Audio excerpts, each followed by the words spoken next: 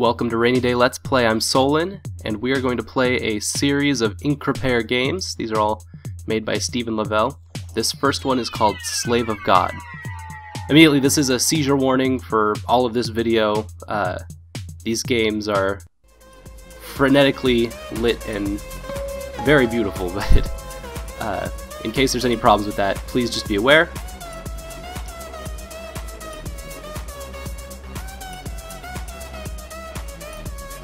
Already we can see this is a stressful and chaotic place.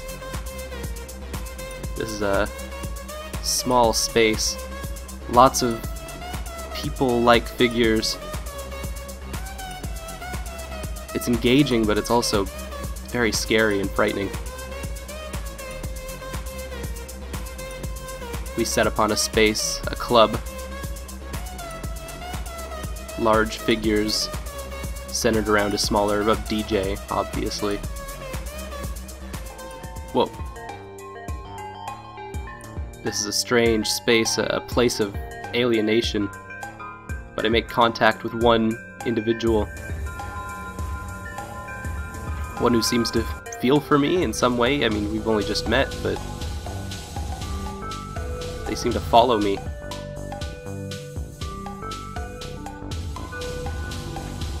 What is this place? This doesn't make any sense. Seems they've left. What is this? Where do I fit into this cartoonish hellscape of a dance club? Kind of makes you desperate, desiring any kind of action or reaction that makes sense. I mean, just deconstructing the world around you as you play the game to find truth. Any truth, really. It doesn't even have to be a single truth. Alright, I think this will work. I think anything to fit in. I think understanding what we are doing here now, this makes sense. This feels good. This will work, I guess. Alright, I'm getting this. We can get comfortable here. The world makes sense. I think we can have some fun. Here we go. Alright, I know this dance. I'll just follow the beam of light. There we go. I'll meet you up on the other side. Alright, follow the beam of light. Perfect, we're in sync. It's just you, it's me, and a lot of other people on the dance floor. We'll move together like they're not even there.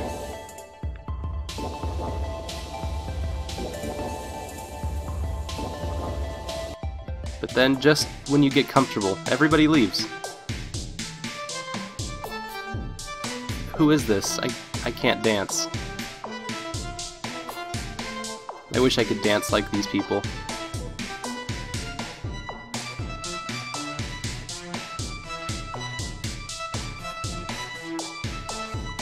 I'm sorry, I don't know who you are. I think I'm gonna go. For me, this is a game that really represents the frustration of public spaces and understanding yourself, navigating an identity in the frightening world of public spaces. But it's really nice. Just there was a point when we found ourselves. Maybe it wasn't a total wash, but it's nice to be outside of the space and watching, in this case, the sunrise. So that was Stephen Lavelle's Slave of God. We've got 3 more games. And they're all this kind of 3D space short story kind of thing. But they also have a lot of different themes. That one, each of them has a very specific kind of theme that they're going through. And I'll try to do my best to explore them. This next game is called Sleeping Scared. Oh, there it is.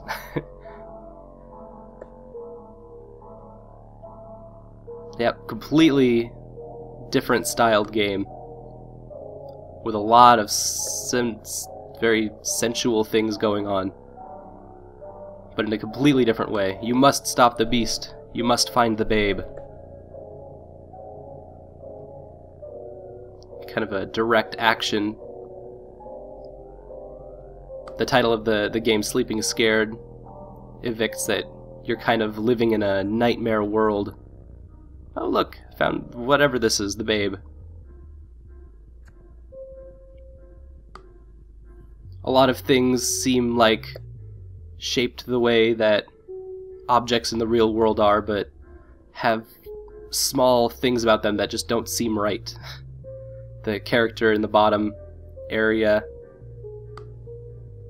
you can easily see that there are shapes to her body that make sense, but at the same time don't make sense. There's brown spots flying everywhere. I don't even know what that means. Whoa! Must feed. All of a sudden, as we're getting to that like comfortable feeling, the entire environment changes, and now we're leading this crazy looking, is it like lips or whatever it is, we will lead it to the babe. Oh, missed the stairs.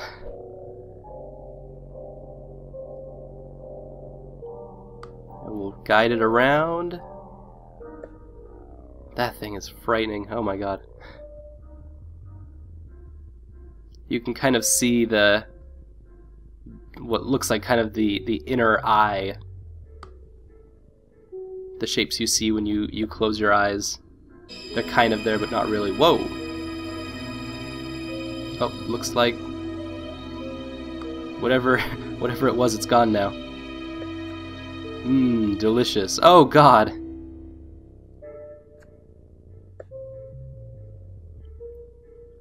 Living in a nightmare world, the place of a dream, you get these fractures of things that kind of make sense, kind of don't.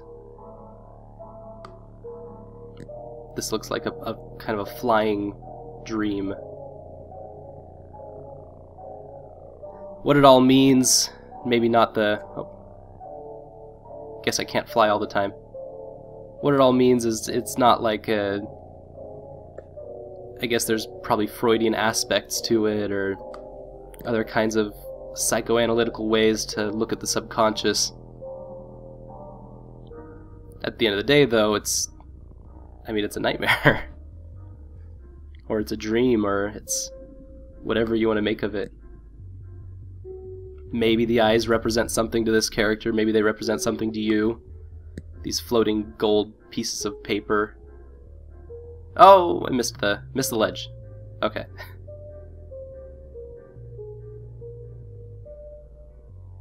And up, there we go. And down. Okay, got that. Starting to feel comfortable again, now that we're in a new space. All of these Increpare games have just fantastic pacing. And that's what I've been trying to make clear, is that even though there's all these different parts that are moving, that each spot has its place, and that there's a point where you have that feeling of being comfortable in the world, and then things shake up, or something changes. There's a shift. It's not even something that's voiced or said or even played or interacted with. It's just that's how the game itself flows, which is pretty important. Although in this case the change is very dramatic. Now everything is on fire. Oh god, things have gotten worse. Or better? I'm actually not sure. That feeling of like not knowing what's going on, the horrors of the nightmare, but you can't escape from it, you can't wake up, and so you're just trying to do everything you can to... I mean, what is essentially getting through the night is the feeling when you have that waking dream where you keep popping up and going back to bed over and over, but you're kind of trapped between not getting good sleep and being trapped in a nightmare world. And now the dream kind of deconstructs.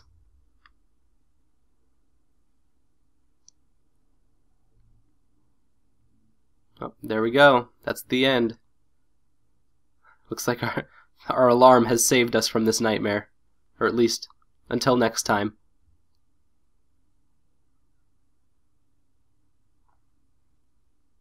So that's the end of Sleeping Scared. The next game is called To My Firstborn Son. And it has a lot of the same, very similar lighting styles and textural effects as Slave of God. Only with a very, very different theme. A woman who lives to menopause is a woman without a cause. Better if her life's cut short while heaving in a birthing court.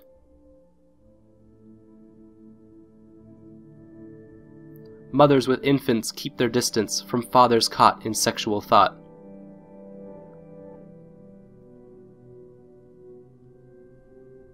A new boy is a source of joy, a new daughter is an excuse for slaughter.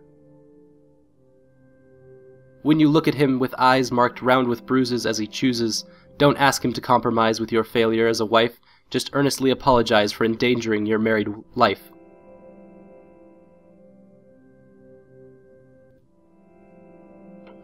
Looks like a lot of women standing over cradles.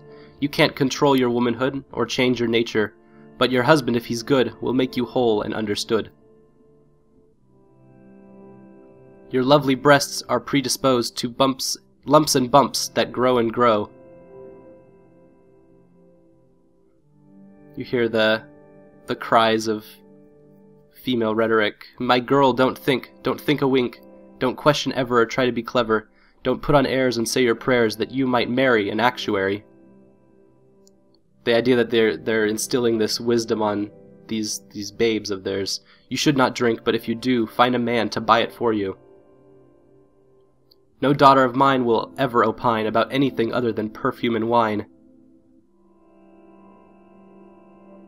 All these children, we don't know if they're boys or if they're girls or if that even matters, but it matters to these parents so much. These mothers, these moms.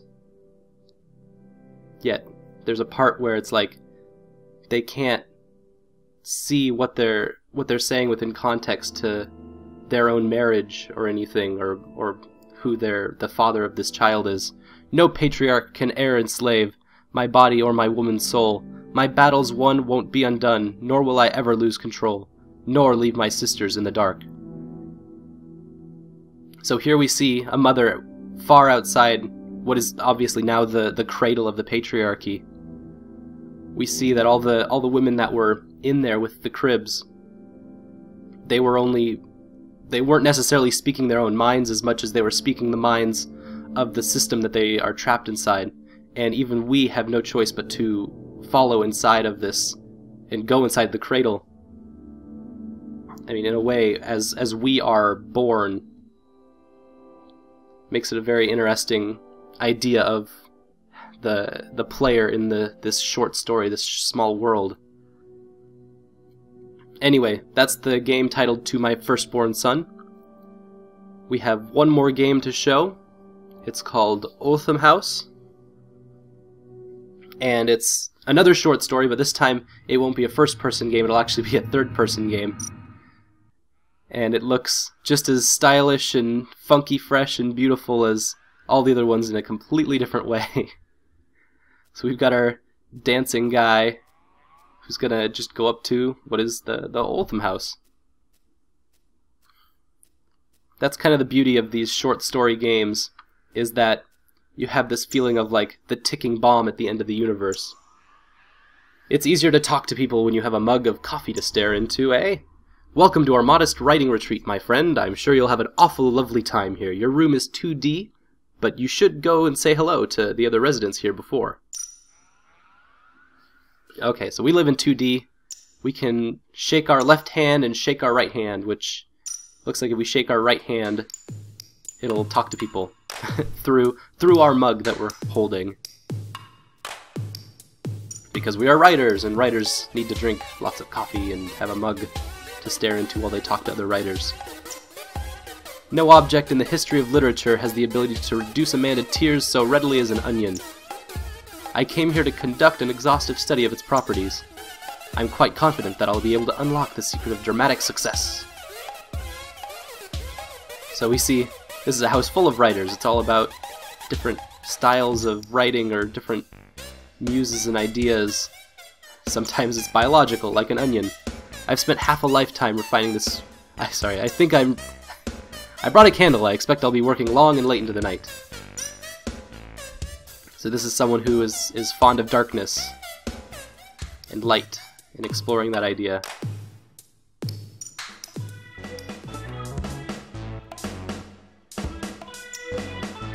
To write is a right and a delight. No right is so right a delight as to write. Have you seen my lovely mug? It says, I heart writing on it because I love writing. Oh, your mug is blank. Don't worry, I'm sure you'll find a vocation worth printing on the mug if you look hard. So, looks like a mug lover.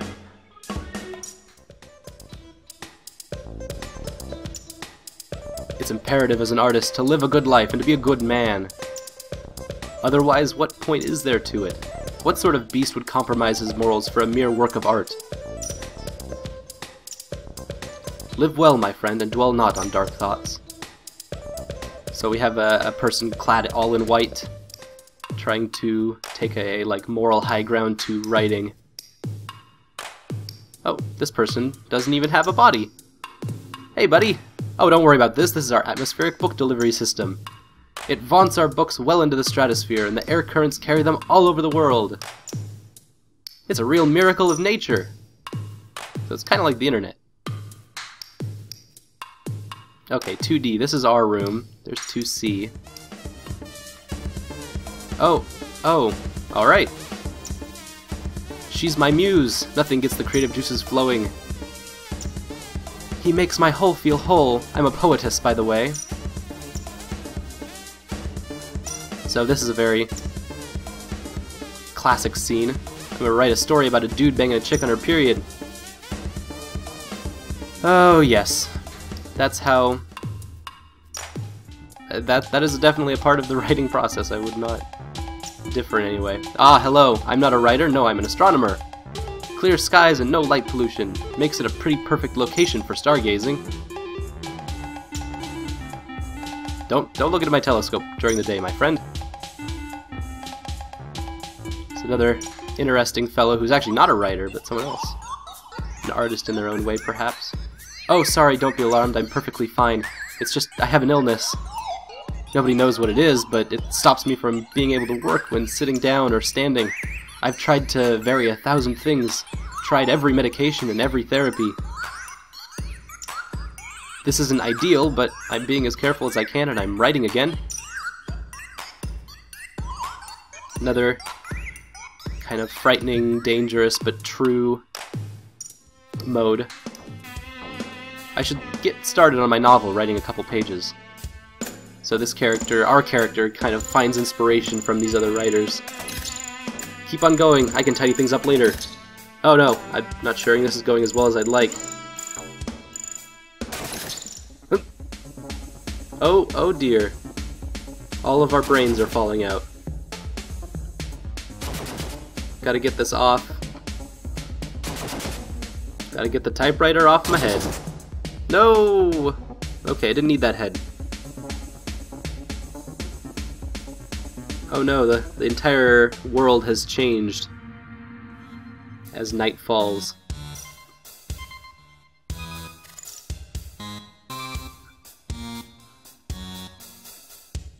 I don't know necessarily what's going on. Looks like this cheery fellow's still burning books though. I don't have a mug. I can't actually talk to any of them. Maybe if I can find a mug. There was the mug guy down here. Oh no. Sword guy, no. Now I have your sword. Oh, this is gonna not go well either. Oh, mug on her head. Perfect. Okay, so we can actually talk to people now. My sister lived in this room for many years. She wasn't even conscious for most of the time. She was in a coma following an accident. I'd like to think she's dreaming of writing, and I can't think of a better place for her, my father said. Sounds like a nightmare within a nightmare to me.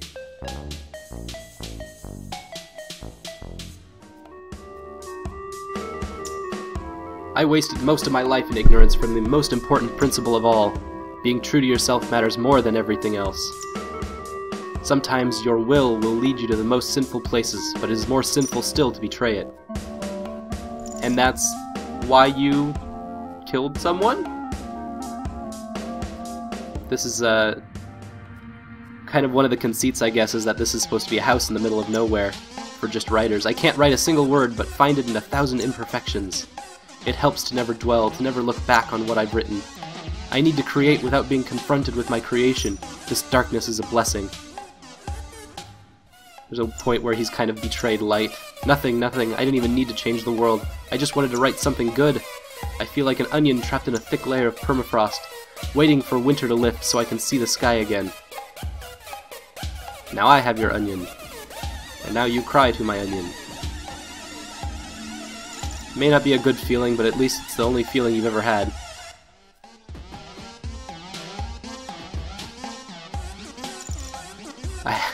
It's so weird. I am the writer, I have the mug on my head. The mug of the writer. And I can make these other people cry. I can make their heads come off, not necessarily die, they kind of still dance around, but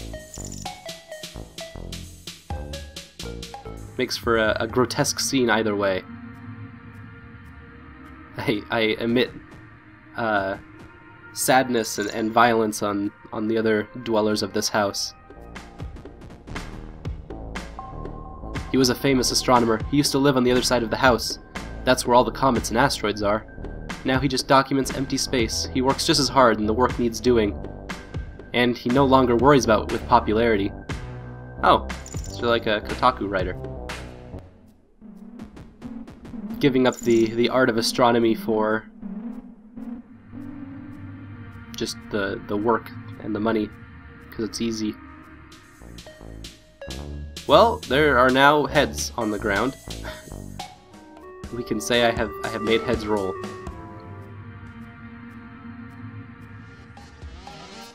Okay, so we'll take the cantilever, we can do something with that. Oh, there's the fire upstairs. Oh, the heads, they kind of walk around. Can't do anything with them, but it's very silly. So we can kind of see in what Stephen Lavelle has done in these 4 games. And he's got a whole bunch of different games on his Increpare site. And I'll put the links up, definitely go to it. There's a whole bunch of amazing things to be found in there. But we see that there's this kind of form that he's taken in these 4 different games that really turn the script on the storytelling tradition, and it really shows how we can have games express a short story, and that can be kind of stressful for a lot of modern game players, where you're getting invested in this story and it's just kind of, you know that there's this ticking time bomb at the end of the universe that blows up everything at the end. And so you can't get invested, but you also kind of want to. It's just, I guess, it's not our tabletop Tolkien Warcraft world of where the universe is constantly persisting after it's ended. This is kind of the opposite of everything gaming knows, with its DLC, never-ending sequels, trilogies that become trilogies of trilogies. Halo. These are worlds that are only meant to be lived in for a short amount of time. They are not systems to be gamed, but they are games to be explored. So I guess out of all of these 4 different games, this goes out to the gatekeepers. Those who pin the term gamer tight to their chest. They who still believe that Dear Esther doesn't deserve to qualify as a game. We get from Increpare and in just all of his works have kind of these resonant themes, especially ones that he's worked with other people and collaborated in a lot of cool ways, that there is a place for a short story to express simple and small ideas in big dynamic ways, in ways that we haven't yet explored. And they're not complicated or hard to make or difficult to program or things. These are all made in Unity, which is mostly free to download, and anyone can really make something like this. And it's a writer making these games, and it's just, they're so beautifully spoken and so succinct. Anyway, I recommend playing all of his games. Thank you so much for watching. If you have any questions or comments, critiques, or any other insights to these series of games, feel free to put them in the comment bar down below, and we will see you next time on Rainy Day Let's Play.